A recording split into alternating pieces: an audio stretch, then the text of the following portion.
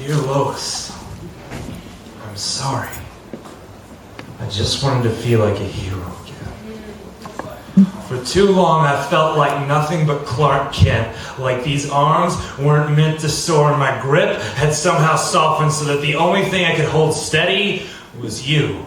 Like there was some sort of safety in these glasses in this business suit, like I could carry this 10-ton briefcase full of the life that we've made and never have to trade it for my red and blue again. Don't get me wrong. I love you. I really do. And I would carve your name into the moon or take you on round trips to the stars if you asked me to. But something about sleeping next to you just doesn't feel right. Like these sheets and your kisses are both laced with kryptonite, and I'm no longer any stronger than this stupid human disguise because Spider-Man, his friends still call him Peter. Damn. And Batman gets to be Bruce whenever he needs to. And even though I may be neither this human life, it's not me either, because something inside of me will never forget what it feels like to stop a train. And I can't pass a phone booth without thinking about change. And it doesn't take x-ray vision to spot heartbreak because it seems like you love me. From being a man who's really not all that super. So last night, I cheated.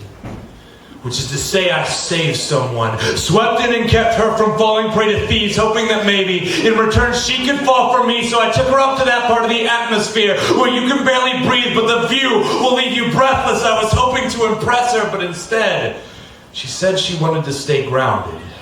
So we went out for some coffee and small talk. She told me she was a nurse working in the ICU, and I told her I'd been thinking about leaving. And she said, Superman, you don't understand. Most of us, when we were children, dreamed of flying, but you were already doing that with your eyes closed, and most of us still have nightmares about falling, but that's never even an option for you. So tell me, why is man even a part of your name? Don't forget that every person that you saved from some wreckage or debris still needs someone with enough empathy and humanity to see them through the healing process, because we can't all be super. Most of us still crumple under pressure like our children's sandcastles, but we like it because it means we get the chance to be rebuilt by the caring hands of those around us. So maybe you belong up in the clouds among other things as flighty and impervious as yourself. And while I may poke my head up there from time to time, I know that in the end I will never be super and you will never be human. And the difference between us isn't the powers or the suit, it's the fact that you will never have to lie on a hospital bed with the fear that the soothing light at the end of your tunnel is just the headlamp to a freight train that you don't have the strength to stop. And you will never have to be treated for cancer